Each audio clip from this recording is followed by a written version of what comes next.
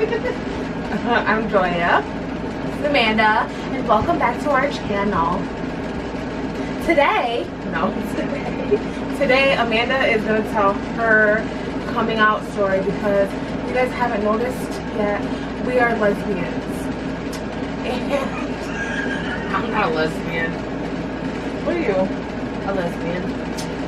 Where do you fall on the LGBTQIA spectrum? L? Yeah. Mine's not on there. But it's not my turn. We'll let her go first. So, about your story. You think you're gonna hear something for the air conditioner? Well, okay, our central air went out, so right now we're rocking with window air, and it's kind of loud, so we'll see. I hope. I mean, if they don't, then we just wasted time. A lot of time. Just.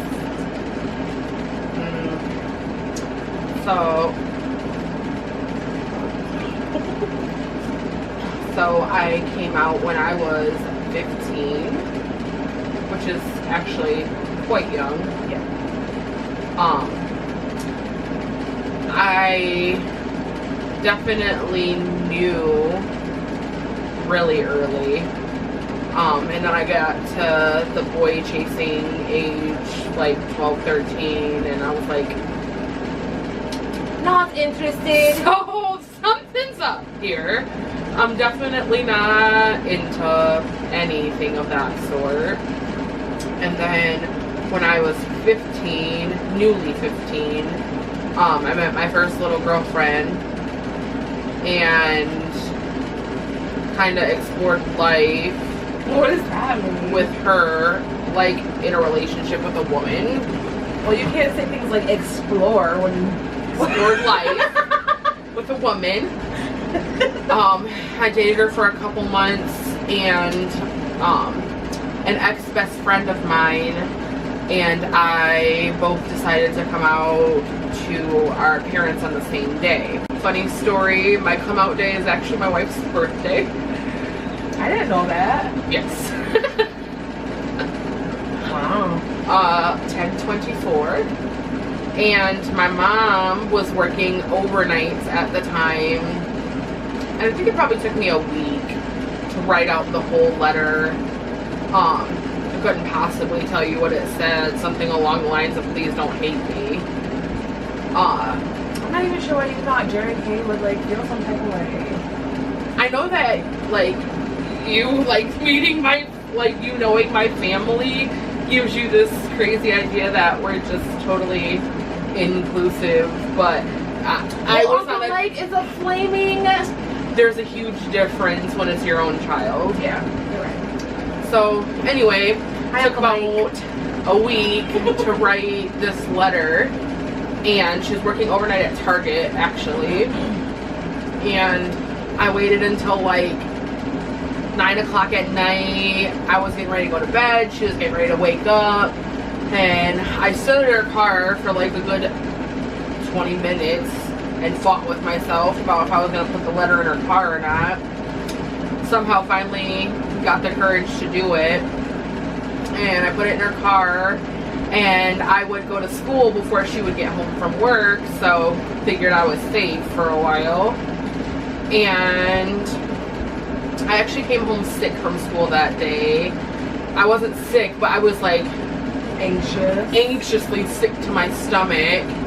And my aunt came and picked me up, and I figured my mom hadn't even talked to anyone yet, let alone had time to process it. So my aunt picks me up, and I go to her house, lay on the couch, futon thing, relax, and then all of a sudden out of nowhere we start having this conversation that I was not prepared for. Asking, you know, if I thought it was a phase. Oh yeah, absolutely, fully comfortable, thinking that I was home free, and it just wasn't the case. And started talking about if I thought it was a phase or not, and had I ever been with a male, so how would I know that I didn't want to be with a male if I hadn't been with one. etc., etc. If I remember correctly, my Uncle Rudy kind of stepped in, and he was always been my daddy, and was like, you guys just need to leave her alone and let her figure out who she is. If she likes women, she likes women. It's not a big deal. Your brother's a queer.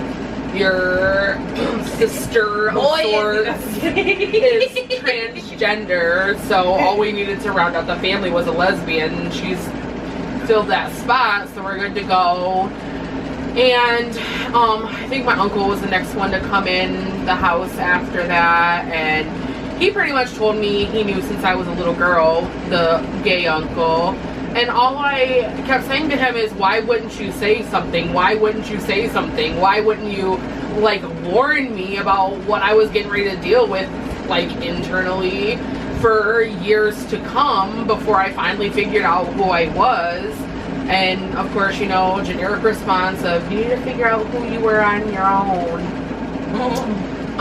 And then my cousins came in, shared lots of jokes. It became really lighthearted. My cousin Mickey, we can totally check out broads together now. That sounds like they thought it was just like whatever, you know. But right before they came in the house, my uncle was like, "Let's tell them you're pregnant." And I just thought this is a really bad idea because they're gonna end up killing somebody who A, I haven't had sex with, and B, definitely didn't impregnate me. And so they like sat out all my cousins down and were like, something really serious is going on. Do you want to tell them what's going on? And I said no. And my uncle was like, Amanda's pregnant. And my cousin Mickey instantly went ballistic. And like I said, we ended up telling them the truth. So everything got really calm and happy after that. Last one to find out was Granny. And that's just because that was my heart. That is my heart. And I was just so terrified of like what she was gonna say or how she would feel about her pride and joy of a grandchild being a big old carpet muncher. And my Uncle Mike actually went with me to go talk to her. My aunt and grandma lived next door to one another, so we walked next door, and my uncle kind of prefaced for me like, Amanda just has something that she'd like to tell you, and she's just really concerned about telling you this truth. And I will never forget, she was kind of reading her newspaper nonchalantly, like ignoring him as he was talking, and she folded the paper like hamburger way down and was like, what, that she has that little girlfriend? And I was spooked, like, mortified. For like lack of better words. I kind of just stared at her, and she said, Lulu, do you think I'm crazy? I think I don't see you following that little black girl around like you lost your mind like a puppy in love. Granny's not stupid for women of color. Us caramel complected. And proceeded to like give me the full gay welcome that I needed, unlike my aunt who thought it was a phase. Definitely not a phase. And told me that she loved me and it didn't matter who I loved because that didn't change her views and opinions on me. Now I want to say like 2 hours after that my mom probably got home. Your poor mom had to come to the tail ass end of it all. Yeah. And my mom literally had one concern, or two really, 2 concerns and 2 questions, and the first one was, you don't want to be a man, right? That's the first thing mama. And that's a very common question for mothers to ask, I think. They just want to know what like they're kind of getting into, I think. And I told her absolutely not. I was given these body parts by God for a reason. I know I belong in this body.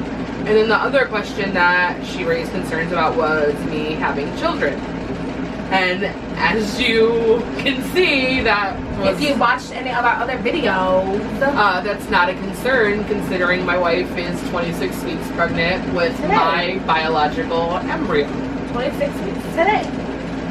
So that was the gist of my coming out story. Went pretty easy, pretty smoothly. A little nerve-wracking, but to be expected.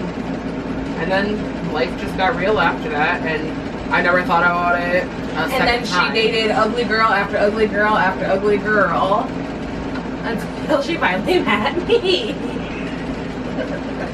Just kidding. I'm actually like know some of her exes. They're not all ugly. No, just some. But I definitely was never taught that there was anything wrong with me or anything like that.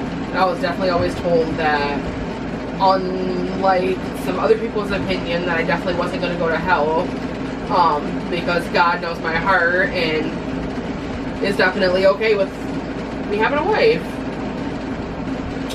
Yeah, I don't think that it.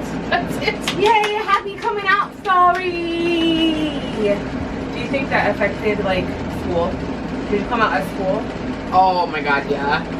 I got bullied a lot in school. Not as much as my gay boyfriends did, though. They got it a lot worse. I think because they're male. I mean, everybody has their little bullies who love to call you a dyke or a carpet muncher or a bull dagger or whatever the case may be.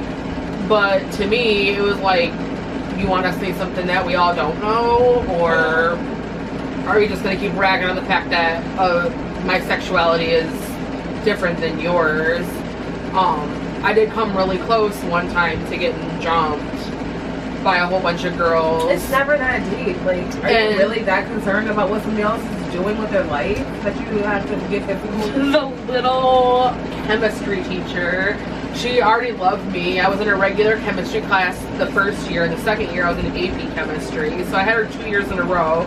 She got to really see my personality and know like my heart as a person, and she could hear them. We were like pretty much outside of our classroom, and you know, you don't really hear teachers cuss too awful much in high school, if at all. And she literally came out of the door and was like, if you touch her, I'm gonna beat every one of your asses. Period. Like, get the hell away from her now. So I was well protected in school. My English teacher created a GSA with us, a safe zone. GSA means Gay Straight Alliance. Oh, I thought it was Gay Student Alliance. Yeah, it's either one really, Gay Straight Alliance, Gay Student Alliance. But we had like a safe zone in her room, which I'm sure all the rest of the teachers hated, because anytime we were bored in class or whatever, we would just say we felt threatened and needed to go to Mrs. Farrell's room. No. Especially during her planning hour. Because during her planning hour, she would like go outside and smoke her 42 cigarettes in a row, and we would just chill in her room and watch Noah's Ark. A room full of queers watching Noah's Ark, which is also a queer.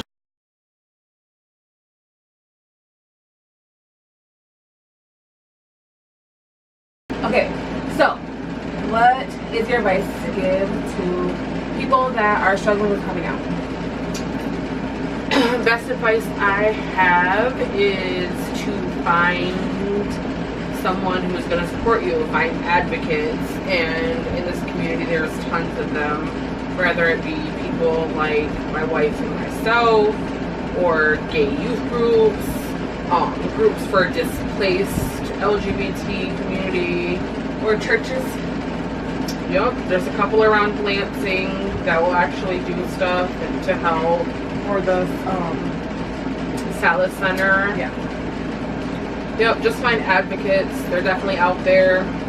That's one of the best parts of our community, is that there's definitely lots of advocacies that you can run to. Just be yourself, no matter what. Well, that I'm serious. That was good advice. Because had I had advocates or people that I felt like I could turn to or whatever, I probably wouldn't have, my coming out story wouldn't go the way that it did. I'm not gonna tell it right now. Next video. So you're going to change outfits for the next video? No, I'm not recording it today. Oh. Yeah.